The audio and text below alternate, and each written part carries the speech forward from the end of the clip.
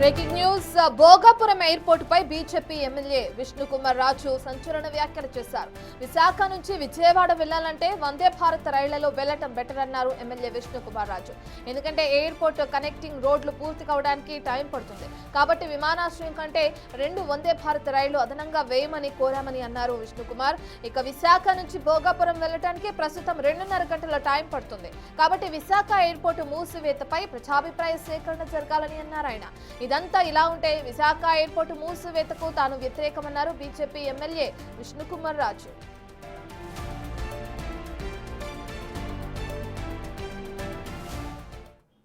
ఇది డెఫినెట్గా పబ్లిక్లో కొంత ఆందోళన ఉంది. ఎయిర్పోర్టు ఇప్పుడు భోగాపురం మనం విజయవాడ వెళ్ళాలనుకోండి, మన విశాఖపట్నం నుంచి 2 గంటలు అక్కడికి వెళ్ళి ఒక 1.5 అవర్ ముందు అక్కడికి ఉండాలి. ఆ తర్వాత మళ్ళీ అక్కడి నుంచి 1 అవర్ ఫ్లైట్, మళ్ళీ అక్కడి నుంచి సిటీలోకి వెళ్ళేటప్పటికి ఇదంతా చూసేటప్పటికి టోటల్గా ఒక 4.5 అవర్స్ 5 అవర్స్ పడుతుంది. దాని బదులు వందే భారత్ ఎక్కిపోవడం బెటర్ కదా. కాబట్టి ఆల్టర్నేటివ్ ట్రైన్స్ కూడా వేసుకోవటం మంచిది కదా అనే ఉద్దేశంతో సలహా ఇవ్వటం జరిగింది. మనం చూస్తున్నాం కూటమి ప్రభుత్వం ఎంతో ప్రతిష్టాత్మకంగా నిర్మించిన విశాఖ నుంచి అటు భోగాపురం ఎయిర్పోర్ట్ కి సంబంధించి విశాఖ నుంచి భోగాపురం వెళ్ళడానికి ప్రస్తుతం 2.5 గంటల టైం పడుతుంది కాబట్టి విశాఖ ఎయిర్పోర్ట్ మూసివేతపై ప్రజాభిప్రాయ సేకరణ జరగాలంటూ కూడా అటు బీజేపీ ఎమ్మెల్యే విష్ణుకుమార్ రాజు చేసిన ఘాటు వ్యాఖ్యలు మనం చూస్తున్నాం. భోగాపురం ఎయిర్పోర్ట్ పై బీజేపీ ఎమ్మెల్యే విష్ణుకుమార్ రాజు సంచలన వ్యాఖ్యలు చేశారని చెప్పుకోవచ్చు. విశాఖ నుంచి విజయవాడ వెళ్లాలంటే వందే భారత్ రైళ్లలో వెళ్లటం బెటర్ అంటున్నారు ఎమ్మెల్యే విష్ణుకుమార్ రాజు.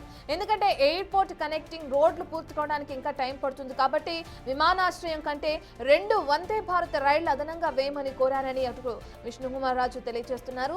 విశాఖ నుంచి భోగాపురం వెళ్ళడానికి ప్రస్తుతం 2.5 గంటల టైం పడుతుందని, ఇక ఆ టైంలో ఇటు వందే భారత్ లో ప్రయాణించి తమ సమయాన్ని ఆదా చేసుకోవచ్చు అంటూ కూడా ఆయన వ్యాఖ్యలు చేశారు.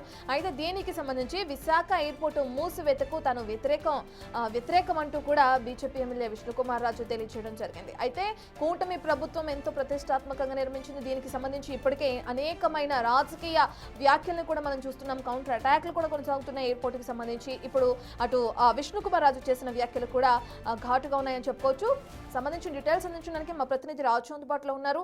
రైట్ రాజు, మనం చూస్తున్నాం విశాఖ ఎయిర్పోర్ట్ మూసివేయాలని ప్రజాభిప్రాయ సేకరణ చేయాలంటూ కూడా బీజేపీ ఎమ్మెల్యే వ్యాఖ్యానించడం మనం చూస్తున్నాం. అసలు విష్ణుకుమార్ రాజు వ్యాఖ్యలను ఏ విధంగా చూడొచ్చు అంటారు? అండ్ కూటమి ప్రభుత్వం ఎంతో ప్రతిష్టాత్మకంగా నిర్మించిన భోగాపురం ఎయిర్పోర్ట్ పైన ఇటువంటి వ్యాఖ్యలు ఎంతవరకు కరెక్ట్ అనుకోవచ్చు?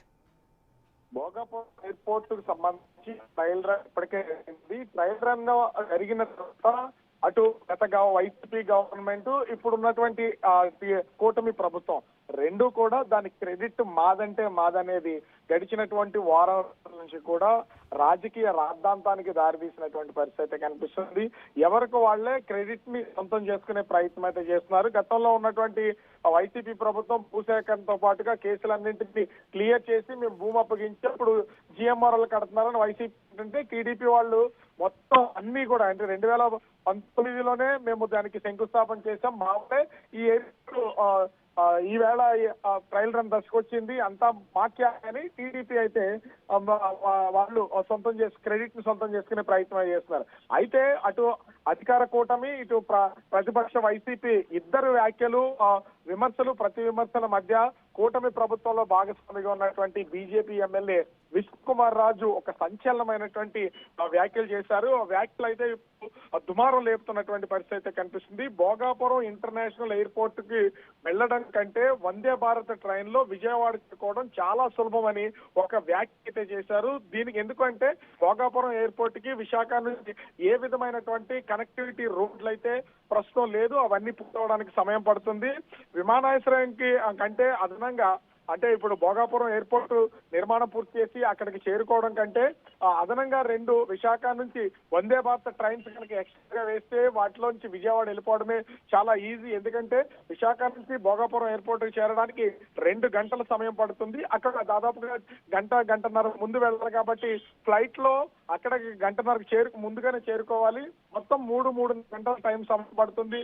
మనం విజయవాడ చేరడానికి 1 గంట సమయం, అంటే 4.5 గంటల్లో వందే భారత్ ట్రైన్ విశాఖ నుంచి విజయవాడకి వెళ్లిపోయే అవకాశం ఉంటది. కాబట్టి అదనంగా 2 వందే భారత్ ట్రైన్లు వేయడం బెటరు అని విష్ణు కుమార్ రాజు అయితే వ్యాఖ్యలు చేసినటువంటి పరిస్థితి అయితే కనిపిస్తుంది. ముఖ్యంగా విశాఖ ఎయిర్పోర్ట్ యథావిధిగా కొనసాగి విశాఖ ఎయిర్పోర్ట్ ని మూసేయడం కరెక్ట్ కాదు. ఎందుకంటే అది ఇప్పటికే Visakha airport Indian navy under లో కొనసాగుతూ ఉంటుంది. కొన్ని సమయాల్లో ఇండియన్ నేవీకి సంబంధించినటువంటి ఫ్లైట్స్ ఎగురుతూ ఉంటాయి, కొన్ని సమయాల్లో అటు అంటే పబ్లిక్ సంబంధించిన ట్రాన్స్పోర్టేషన్ ఫ్లైట్స్ జరుగుతూ ఉంటాయి. కానీ విశాఖ ఎయిర్పోర్ట్ అనేది యథావిధిగానే కొనసాగించాలి, దాన్ని మూసివేయకూడదు. విశాఖ ఎయిర్పోర్ట్ కొనసాగించాలా లేదనే దానికి సంబంధించి ప్రజాభిప్రాయ సేకరణ తీసుకోవాలి. విశాఖ ఎయిర్పోర్ట్ మూసివేతకు మాత్రం నేను పూర్తిగా వ్యతిరేకంటూ విష్ణు కుమార్ రాజు వ్యాఖ్యలు చేసినటువంటి పరిస్థితి అయితే ఉంది. మరి ఇప్పుడు దీన్ని కూటమి పార్టీలకు సంబంధించినటువంటి వాళ్ళు ఏ విధంగా తీసుకుంటారనేది అర్థం కావాల్సినటువంటి పరిస్థితి అయితే ఉంది. ఎందుకంటే సరైన కనెక్టివిటీ ఒక విధంగా వాస్తవంగా చెప్పాలంటే విశాఖ నుంచి భోగాపురం వెళ్ళడానికి సరైన కనెక్టివిటీ లేదు. భోగాపురం ఎయిర్పోర్ట్ లో నుంచి ఫ్లైట్స్ గా ఒకవేళ స్టార్ట్ అయినా కూడా జూన్ కి సంబంధించి అప్పటిలోపు ఈ రోడ్లు అనేది పూర్తి స్థాయిలో అందుబాటులో తీసుకొచ్చే అవకాశం అయితే లేదు. అటు విశాఖ ఎయిర్పోర్ట్ నుంచి ఇంటర్నేషనల్ బిజినెస్ కి సంబంధించి కానీ లేదా ఇప్పటికే అనేక ఐటీ పరిశ్రమలు ఇతర పరిశ్రమలు విశాఖకు వస్తున్నటువంటి నేపథ్యంలో వాళ్ళందరూ రాకపోకలు కొనసాగించాలన్న విశాఖ మెయిన్ కాబట్టి మరి విష్ణు కుమార్ రాజు వ్యాఖ్యలు ఏ విధంగా తీసుకుంటారనేది వేచి చూడాల్సినటువంటి పరిస్థితి కనిపిస్తోంది రత్న. Right, thank you Raju.